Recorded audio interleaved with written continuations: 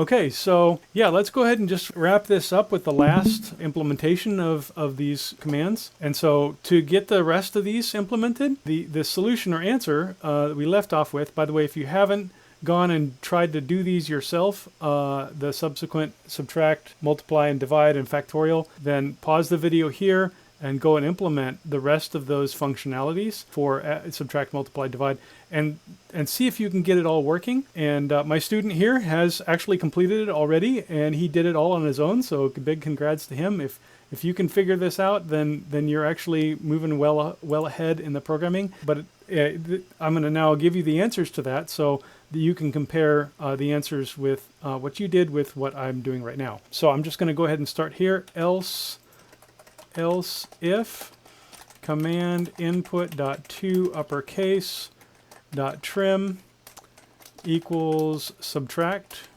all uppercase, right? And input data value 1 equals 0, input data value 2 equals 0, and input data value 1 equals get user input. Then we're going to say enter the first number to subtract. And we'll close that line, and then we'll say again, input data value 2 equals get user input. Enter the second number to subtract. I'm giving a space at the end, that way the input will, you're not putting your number in right there, but putting it over 1 gives a little bit of breathing room for that line. And then we'll say let subtract result equal my math dot subtract, and we pass it input data 1 to the first parameter and input data 2 to the second parameter. And by the way, when you do actually execute this, it'll be good to test it with some numbers that will result in a negative value, or some numbers that will result in a 0 result, because you want to get those and see if they print out properly. So it's always good to test on the bounds, especially the bounds around 0, bounds around negative numbers, the bounds around positive numbers. And another one would be, if you really know your stuff about programming, test around numbers that will be bigger than the number that an integer can be stored in. So I think that's like 90 million or 96 million or something like that. There's a big number for that. Those are some tips around like testing. But anyways, let's continue on. Console.log difference is colon plus subtract result. Oops, I don't want that. Result. Yeah, go ahead. I was reading here, JavaScript is 64 binary digits. It can represent 2 to the 64th power different numbers it can operate on, I guess. Yep, that's about 18 quintillion. Yeah, that's correct. Right, yeah. It's a crazy high number. I wouldn't worry too much about that, but it's good to know if you need to test those limits, because then you know what those limits are, and you can push a system to test at those limits, just below them and just above them, because you always want to do that in your testing. Testing limits is a good thing, because it'll tell you where your system is falling apart and what kind of things you need to do to prevent it from crashing or causing errors that a user might end up experiencing. You don't want the user to experience things if at all possible. If somebody does put in a number that would result in that kind of a thing, then you could always give them a warning, and tell them they're putting in a number that's beyond what the system would be able to support. Those are the kinds of things you have to think about validating user input. That gets a little bit into more advanced feature sets that you could build into this. I mean, this is sort of rudimentary, what we've built so far, but it's good to think about that kind of stuff, absolutely. So else if command input, we're going to start the multiply now, dot to uppercase dot trim equals multiply, right? multiply. Okay. Input data value 1 equals 0. Input data value 2 equals 0. Oops, I need to close that line. And then we say input data value 1 equals get user input. Enter the first number to multiply. And And the same, input data value 2 equals get user input. Enter the second number to multiply. And let multiply result equal my math dot multiply. Input data 1, input, oh, these should be, wait a minute, these should be input data value 1 and 2, not input data 1. So let's make sure we correct that. Okay, input data value 1. Make sure we get that fixed. And then we have a console log here, console.log, product or multiply result. You could say product, I guess that would work too, is plus, and you could do this with a backtick too. I've just chose to do it this way, multiply result, and do it inline with a $sign curly brace kind of a thing. That's another way of doing it, and you could do this so many different ways. That's the nice thing about programming, is you've got 10 different ways of doing the same thing. You just try and figure out what works best for you, or what's easiest to type, or what's easiest to support, or how you want to build your system, basically. Next we have divide, else if command input dot to uppercase dot trim equals divide. Okay. Input. Now I'll just start copy pasting. I'm just going to start doing the copy paste here. May as well. All right. And this is the last one anyways. Okay. Input data value 1 and 2. Enter the first number to divide. The second number to divide. And now we're going to change this to divide. Input data value 1, value 2, divide result or division. Division result is, let's change that to divide result or division result. Did I spell that right? I don't think I did. Division result goes to right there. So we're console logging that. And the last one is the factorial. So else if command input dot to uppercase dot trim equals factorial. I guess we can copy and paste it again. Let's do that, and then we'll just wipe out the ones we don't need, because we only need one input this time. So input data value 2 is gone. The request or prompt to the user for value 2 is gone. Get user input, enter the number to compute factorial. Compute factorial. Okay, and then we're just changing this to factorial. And we'll take out the second value here. Just pass that one, and then this needs to change to factorial result. And we'll paste that here in console log the result and change that to factorial result is. So yeah, there you go. One other thing I like to do is to close these out just for my own purposes, because otherwise it's curly brace, curly brace, curly brace, curly brace. And I know you can see the vertical bar. You can click on it, it'll highlight that bracket, and then it'll highlight this one up here. If you click next to this one, it'll highlight that one up there and tell you and show you which one. And this one highlights to that one right there with the vertical bar. So you can absolutely just look at it that way. But I like to put an additional thing here just so I can see it at a glance without having to scroll up and look and see. For the ones that I have to scroll past, I like to do this. So end, what was that? End if? Yeah, end if. It's kind of a syntactical, readability thing for me. And I'll just put that right there. And then this one is the while loop. So end while. And inside the while loop is that. And then this one down here is argument driven interface equals false. So that's an end if. And if argument driven, now I can see it at a glance, right? I don't have to to necessarily scroll up. I can still do this, but it's sort of an extra thing.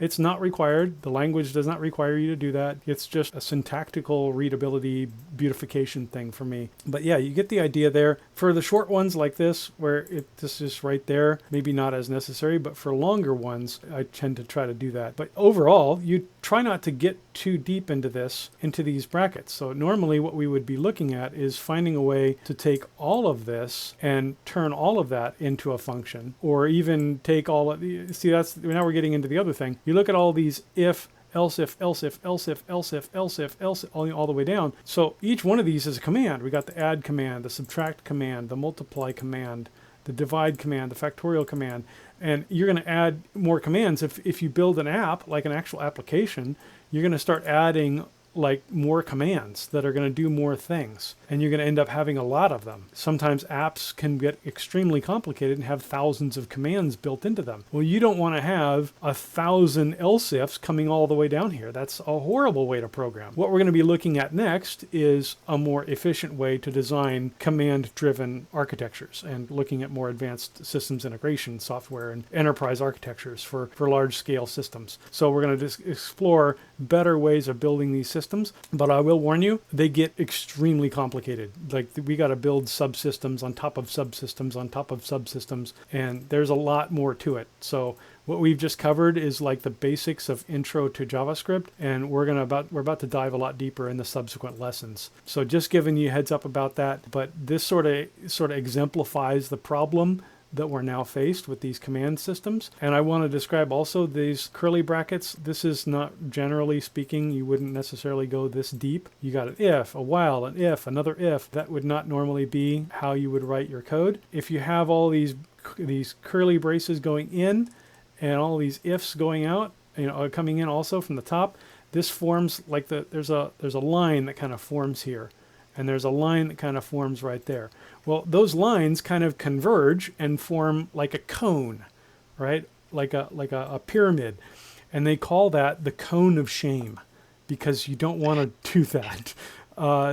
Having very deep if, while, if, for, if, like, that's a really bad way of architecture. If you really need to go that deep, take that stuff out, the stuff that's really deep, put it into another function, right? So you don't have this, the pyramid of doom or cone of shame. Like, shame on you, programmer, we shouldn't be doing that. And also it leads to what's known as cognitive complexity, which is a term used by like a static code analysis or a static code checker. You'll have tools like Coverity or Sonar Cloud or Sonar Cube that will go in and scan your code. And if you have these nested deep, structures in your code, it will identify them as high cognitive complexity, which technically adds tech debt to your code. Now, I will admit I am the #1 offender of this. I do this all the time, and it's so difficult to refactor, especially for extremely complex algorithms and functions that are very difficult. And especially if there's a lot of dependencies between data that are at multiple levels, it can get extremely difficult to do that. But overall, that's when you're writing your code, try to keep that in mind, and then you can prevent yourself from getting into that high cognitive complexity while you're writing your code. So you want to keep your functions as small and simple and single purpose as possible. Those are good best practices to take from an agile craftsmanship, trying to craft the best and most beautiful and elegant and reliable software systems that you can. So yeah, good words on the best practices there. Okay, so let's take a look at this thing running real quick. All CLS, clear the screen, npm start. And I'm not sure if I remember that I mentioned you can do npm run start, which does the same as just npm start. npm has some stuff built into it where it will recognize this as if you had typed run start, but it only does that for 2 commands, I believe, start and test. So npm test or npm start is the same as npm run test or npm run start. Everything else you have to type in run, and then whatever script in your package.json. But we can do start here, just for clarity there. It runs it, okay. And we can do subtract, and okay, so we're going to enter the first number. Let's say 1 and 1 should be 0. It does, so that's a good test. Let's try that again. Subtract and we're going to enter first number as 1 and 5. Gives -4, so it's a negative result. That's good. That's also what we want. And then let's try multiply. First number to multiply, 5, and the second number, 0, gives 0. That's good. Math operation, let's do multiply again. Remember I mentioned we want to always do testing of negative numbers, something that will result in a 0 value, and then something that will result in a positive value. And you can test the limits too, the limits of your integer values. But let's try, enter the first number to multiply. Let's try a decimal number this time, 1.2. And the second number, 0.7. Oh, it's having a problem there. Let's try 3.4, 3.1, 4.1. Oh, it gave a result of 4. It's probably rounding it, converting it to an integer and rounding it. So that's a little interesting. And yeah, that's very strange, but it is interesting.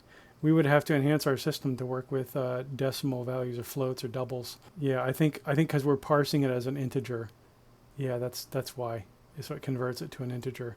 But yeah, good to know. And let's try divide. Divide, and the first number to divide, say 1. Second number 1. It gives 1. Okay, good. Divide. What else do we want to do?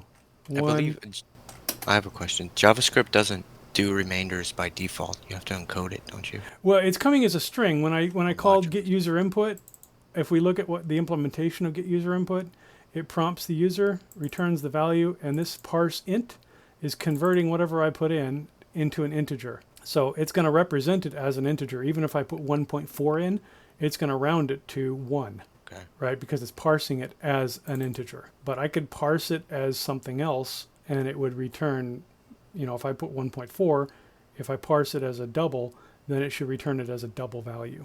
Like the actual number should be returned as a numerical 1.4. That would be an enhancement if we wanted to do that and support decimal values. But I wanted to try dividing by 0. Let's see, it's probably going to crash. Most likely it'll crash. Oh, it didn't. It did not crash, but it did give a 0 result rather than an infinite result. Well, of course that's going to cause a problem, right? Divide. Okay, the first number, what would be 6 by 2?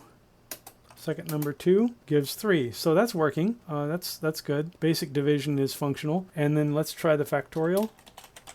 But you see how I'm testing the limits, right? I'm testing numbers that you might not have thought of at first, right? But we try factorial, and I'm just going to enter something very small like we did before. Enter 3, and we can see how it works. Because if I enter a big number, it's going to scroll past the screen and you're not going to be able to see it. But if we put in 3, it calls the factorial function with 3, subtracts 1, calls the factorial with 2, subtracts 1, calls the factorial with 1, calls the factorial again, -1 is 0, but then 0 hits that exit condition that we talked about in the last session, and that returns 1. So 1 times 1 is 1, and then 1 is returned, and so 1 times 2, it's rolling back up this call stack. So 1 times 2 is now 2, and then 2 is returned. 2 times 3 is 6. And that gives our value of 6. So then it returns, factorial result is 6. We can see how that operated because of our instrumentation that we put into our code. But if I put in something bigger, like if I go factorial, oh, I didn't spell that right. Factorial. If I put in 0, what's 0 going to do? It returns 1, and that's correct. That's the right one. And if I do enter a math operation, let's try again. Factorial. Try something big, like, I don't know, 30? 30 is a big factorial number. Let's see what it does. Whoa, okay. 2.652528 blah, blah, blah times 10 to the 32.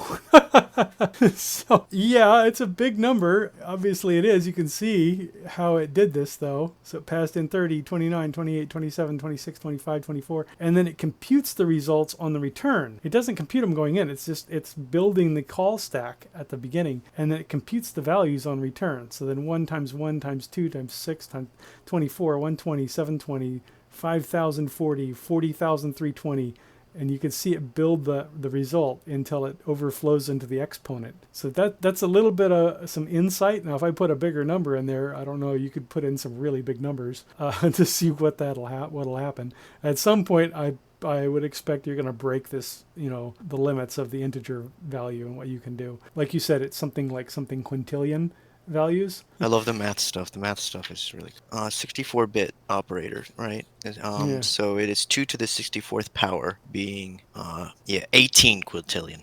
Yeah, 2 to the 64. So we're halfway there. Well, not halfway. It's time to the 32nd power. The numbers. Yeah. Let's give or take, because there's digits, but then there's some other stuff, some other operators that need to be accounted for. Right. Yeah, I mean, yeah, it gives you some idea, but we only put 30 in, so this thing would actually, overflow pretty darn fast, because that's just how the nature of factorial. Factorial will overflow very quickly. Like I said, 1,000 factorial is greater than the number of atoms in the known universe. And 2,000 factorial is greater than the number of particles in the known universe, including photons. Photons can be considered particles or waves, depends on who you're talking to. But yeah, that's a lot of particles. So yeah, factorial will get out of control pretty quickly. But now we've got some basic stuff. It's just mainly to help you learn with your programming. But I think, and then X still exits the application, and we're done. We're out. Yeah, I think that's a good summary of seeing it in operation, and how a little bit around testing, testing your inputs and how things work with the parse int. It always comes back to like how you've written your code. So try to think critically about what it is that you've written, how it works under the hood, because how you've designed it is going to affect how it performs and how it runs. And then you might have to re-engineer, like I said with this parse int, to determine what. Another way you could do is check and see, does this input data contain a decimal? Is there a period or a dot somewhere in the input string? If the user entered a dot in there, then maybe that should be parsed as a double or a float instead of an int. And there's other things you can do to check and see how possibly to parse input data from what the user entered, because this is coming back as a string and we have to convert it into an actual value that we can do math with. Yeah, all of that factors into how you think about and approach your engineering approach. Yeah, I think that's good. Okay, I think this is it for today. I think you've got the solutions. You could always pause the video and come in and look at this and compare what it is that you've done with the final result that I've got right here. I appreciate the time, and I look forward to seeing you in subsequent lessons. Thank you.